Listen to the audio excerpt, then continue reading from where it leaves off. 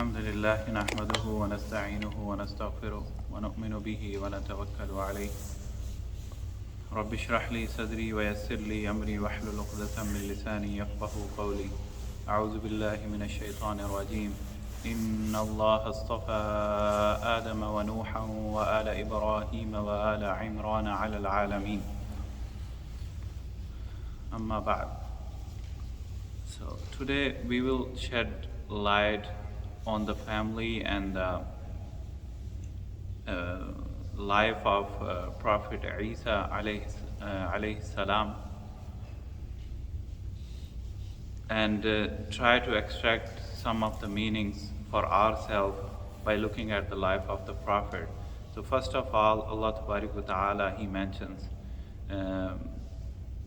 detailed description of Maryam alayhi salam, not only in one surah, a lot of surahs, like starting from the surah Al Imran, this whole surah, which is one of the most magnified surah, Allah and Prophet sallallahu alaihi wasallam, he mentions in his hadith, like this is one of the glorified surahs, Al Imran.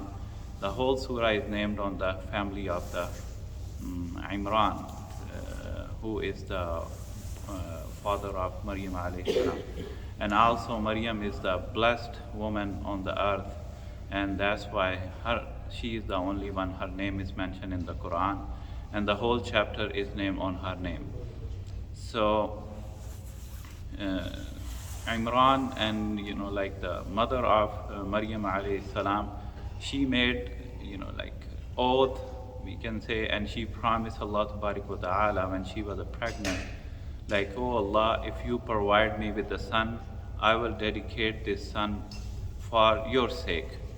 And to do this was to let him stay at the temple or the masjid, worship place. So she made promise with Allah Ta'ala, and we can see that the whole story started with the intention of the mother. And that's why we say that how the actions and the intentions of the parents can affect a baby or the kids. We can see in this. That's why also in psychology they say that like the kid at some certain age he follows the mother, and till the age of 7 he follows the mother, and from 7 to 12 or 14 different opinions that he follows his father. So she made the intention, and we all know that what happened, like she was expecting son, but she was blessed with the daughter, and then she talked with Allah Ta'ala, and she says that, oh Allah, I was looking for the son, but she is the daughter, but I'm not stepping back from my oath. And then she fulfilled, and Allah Ta'ala accepted this. And the good thing here is we see the Prophet Zakaria. He was also one of the greatest prophets. He was the he was given the the privilege to take care of the Maryam alayhi salam at that point. And we all know that she was at the at the temple, at the secluded area where nobody was allowed to go there. And Zakaria alayhi salam, whenever he leaves, he just locked all the doors. So once the Zakaria alayhi salam, when he reached and approached Maryam, and he saw a lot of fruits, and that's how they say in Tafsir that these fruits were unseasonal. They were not provided and present in the market. But just looking at these fruits, he was kind of shocked, and he said that, Anna laki hada, O Maryam, like I have the key, and no one else has the access to you. How can you have this fruits, and these fruits are unseasonal? And when looking at the Maryam alayhi salam, So Prophet Zakaria, even if he was a prophet, by looking at the actions and the reply of the Maryam alayhi salam, she said, "Qalat huwa min indillah." This is from Allah Tabarak wa Taala. So he learned a lesson, and he wanted the miracle for himself. And then he said, "Oh Allah," at the spot, as the Quran says that. He said, "Oh Allah, if you can provide unseasonal fruits to Maryam alayhi salam, so I am unseasonal." Like his age was at that time 100 years, and his wife's age was 90 years, and she was a barren. And he said, "You can provide me unseasonal fruit like baby." And Allah Subhanahu wa Ta'ala, promised him with the Yahya alayhi salam. And then story goes on, and Allah Tabarak wa Ta'ala, He wanted to test Maryam. And that's why we talk like 2 lectures, like if you are the beloved one to Allah Tabarak wa Ta'ala, and if Allah Tabarak wa Ta'ala, He wants to change the world because of you, so He's gonna test you. And you will be faced with a lot of trials. And this is what happened with the Maryam. And she was at the secluded area, worshipping all the time, and she was walk for the sake of Allah Tabarak wa Ta'ala. At that time, that the trials, they started.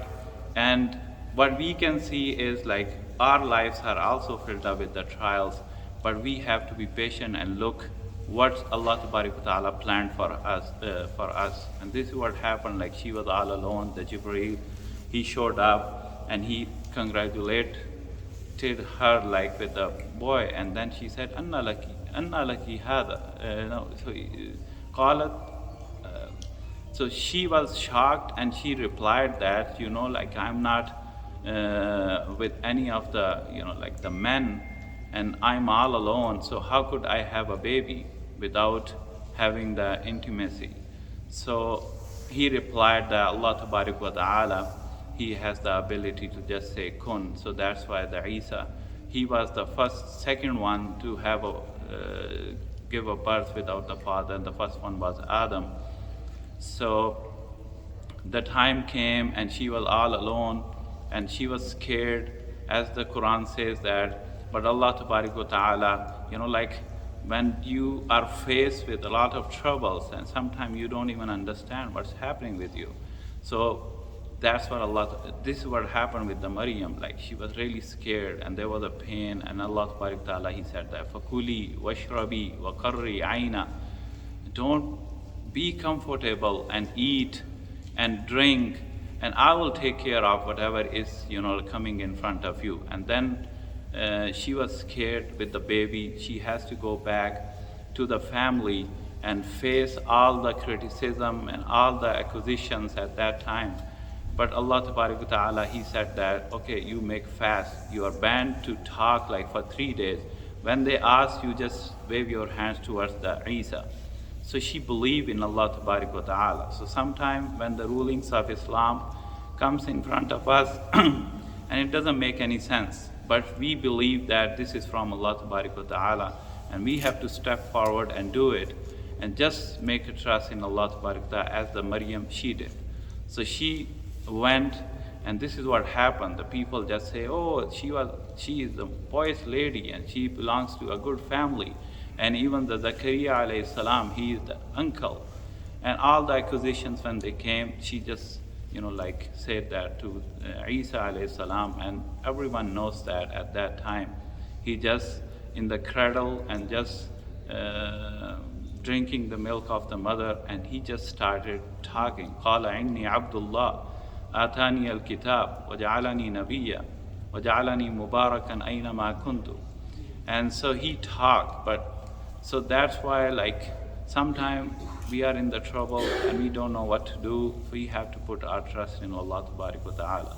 He has some plan. And the thing is, if Allah wants you to be one of the beloved one, and Allah has destiny for you in the heavens, or Allah wants you to use as a change in the world, so He's gonna give you trials and the tests. This is what happened with the Maryam alayhi salam. And then Isa, we know that he was given with a lot of miracles, and he ended up, even if he was a, like the great prophet, he ended up as it is the creed of the other religion. They say that he was captured, and also he was tortured, and he was crucified on the crucified. But we know that this is a main difference between the Christianity and the Islam. We believe that, like in the substitution like theory, this is what, like, one of them, the one who betrayed Prophet Isa, is the one who resembled his name, and when they came and they took him, and but Allah Ta'ala, He mentions that he was taken to the heavens and he will come back. And this is also a difference between Islam and the Christianity. We say that we agree that he will come back, but his status, the way he's gonna come back, is a different.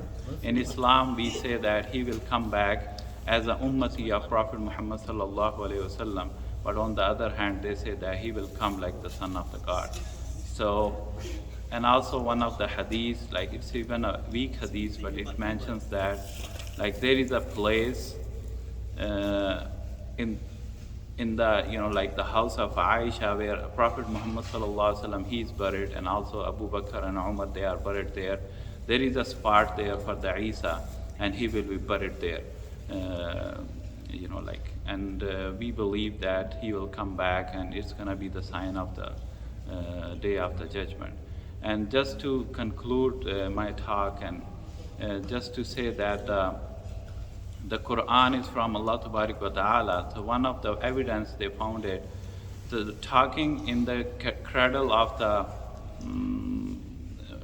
Maryam's, cradle, it is one of the unique characteristics of the Islam, and this information is given to us from the Quran, and it is mentioned. But when we look at the Old New Testament, and also like the 4 Gospels, we don't find this information there. And they just recently, 100 years back, they found some of the Gospels, and they found out this information was mentioned there. Just recently, like 100 years, I found out, they said that these Gospels are like Apocrypha, where they found this information, and a lot of other information, like the Prophet Jesus, he used to make the birds and then blew the, the soul into them. These all information is just recently found, and it's not mentioned in the New Testament. So, and how could a Prophet sallallahu alaihi wasallam, living back like 1400 years, when he didn't have the access to New Testament and all the other information, it's very clearly mentioned in the Quran. So we make dua from Allah Ta'ala that Allah Ta'ala bless us like He has chosen the family of the Isa alayhi salam. So He chose us from, among all the people. Everything we do in this world is with the tawfiq Allah Ta'ala, and He is the one. Sometime because of our parents or grandparents or whatever, someone in our family is dedicated for the cause of Allah Ta'ala, or he is spending his time, his money for the cause of Allah Ta'ala. And when we look at our kids, and when we look with our eyes, our knowledge is limited. We see that we have done a lot for the sake of Allah Ta'ala. We have done a lot for the sake of this religion, maybe in the United States, but the results are not coming out. So there is no way, when you spend a single second in the way of Allah Ta'ala, you will not be rewarded. Allah Ta'ala will make the impact, but sometime the impact will come not in your kids, and maybe in your grandkids. This is what we see from the life of the parents. They just made the intention, and they got the Isa, one of the greatest prophets. And this is what happened with the life of the Ibrahim alayhi salam. They did the sacrifice, and then after that we still go there for the Hajj. So we make dua from Allah Ta'ala. He choose us, and He choose our families, and make us the beloved one, And oh Allah, in this part of the world where the Islam is minorities, oh Allah, choose us and our families and our community for the sake of you, and oh Allah, make us and use us for the sake of Islam and to dignify the Islam. Oh Allah, we beg you, and we know that you are the one in the history, you are the one who chose and who helped. Oh Allah, we are here at the place and we make dua from you. Oh Allah, we are doing a lot of efforts just to save our new generation, but after all this, the hearts are in your hand. You are the one who can flip them. So Allah, our generation is in your hand. Oh Allah, you are the one who can choose them and give them the tawfiq and the knowledge so that they can follow Prophet Isa and our Prophet Muhammad sallallahu alayhi wa alayhi wa sallam. أقول ما تسمعون.